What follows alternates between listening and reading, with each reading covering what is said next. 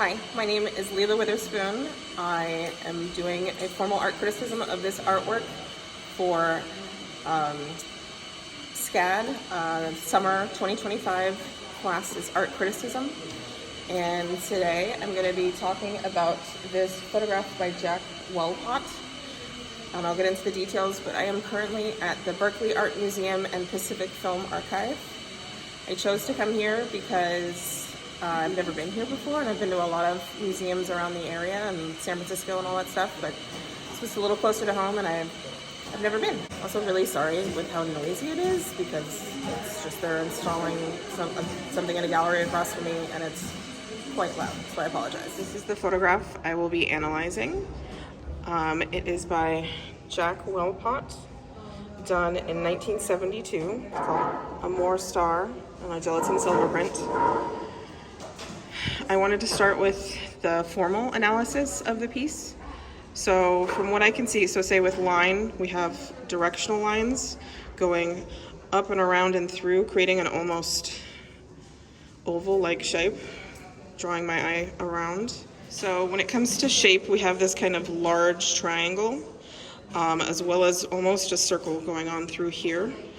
And obviously form is very realized and done because it is a three-dimensional being, so there's, good shading and stuff creating the illusion on a 2D surface of 3D form. Our textures are quite literal, so we have smooth going on through here, fluffy, light, and then we have a deeper texture going on through the background, and then this fur of whatever kind of hat is going on in there that's creating a really contrast between those rougher textures and then the smoothness going on through here. There's not a whole lot of space defined. There's no distance. It's very flat. The person is leaning up against something and then they're just existing right in front of it, and there's no true depth to the field of what we're seeing. There's no real pattern to speak of beyond the repetition of lines happening through the folds of the fabric and in here. There's a little bit of maybe if you stretch, you can kind of see a pattern to that, but otherwise, most of the textures and things are reading is fairly flat. The value within the piece, meaning the contrast, is actually quite strong. We have pretty much this foreground of the shape of the form in fairly light tones, and then in the face we have the highest concentration of lights and darks, and then in the background, fairly dark, giving a strong emphasis on that figure and really pulling your eye to the face because of the high contrast. Obviously, there's not a lot to talk about with color, seeing as how it is a black and white image. No real representation of time, apart from the fact that it's a human being still, and the existentialness of that, but for the most part, this person could be staying in this pose for any length of time, so there's no real time to analyze within it, but from repetition and variety, we have a variety of lines and shapes, still fairly simple. The rhythm of it, don't see too much of a rhythm. There's not kind of falling into the idea of pattern. For me, it's all about this kind of motion within the line is how my eye moves through the piece. Finally, talking about emphasis and composition, again, we have this being the focal point for me. To a degree, how bright this is and how dark this is also brings my eye through here a lot, so I'm kind of constantly living in this area and then coming down and then back up and through. So compositionally, we're getting that kind of cyclical look to things. So reading Jack Wellpott's webpage, he is a photographer based in the Bay Area. He was a professor of photography at San Francisco State University for over 30 years. His contemporaries were people like Ansel Adams and Dorothea Lange. He did a lot of work in really realistic and down to earth nudes of women through a lot of the 70s. He also did a lot of work kind of critiquing San Francisco's financial district. And this one specifically, this is a drag queen. And so today I'm going to be doing a little bit of analysis about an LGBTQIA+ critique and standpoint. So analyzing this from the perspective of knowing that this is subverting gender norms, we can kind of look at the fact that we have the face partially hidden, but then a sliver of waist, and it becomes very nebulous about this person's gender.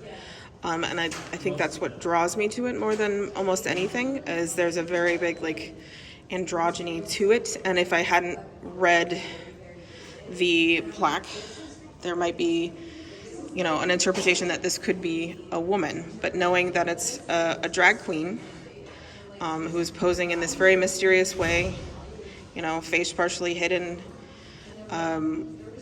it kind of challenges societal norms about what it means to be feminine and what it means to be a man, right? Also kind of a mixture of performance and mystery to this, because it's a very posed look. This was done very intentionally. This is not like a candid taken somewhere. This is a very structured photo where the, you know, photographer sat them down and arranged a composition and created this very purposeful thing, which I did read was kind of a signature of Jack Wellpot's photography, to be focused on composition. And so in this very posed way of doing things, we have a purposeful mystery to the face, that this is anonymous, that this is supposed to be a representation of somebody challenging gender norms, expressing, you know, their queer selves, but you can't purposely see their face. And that could be from a safety perspective in regards to being viewed in normal, quote unquote, normal spaces, where they might be unsafe. You have the anonymity that comes with being partially hidden as to their face. And then we have the outfit itself is very flamboyant, very loud, very large. We have no idea as to the color scheme. It could be neon pink for all we know. But for us, it reads white, and it's soft, and but it's still very flamboyant and over the top in a good way. And so it's definitely still kind of pushing those norms, even though it's keeping it kind of anonymous.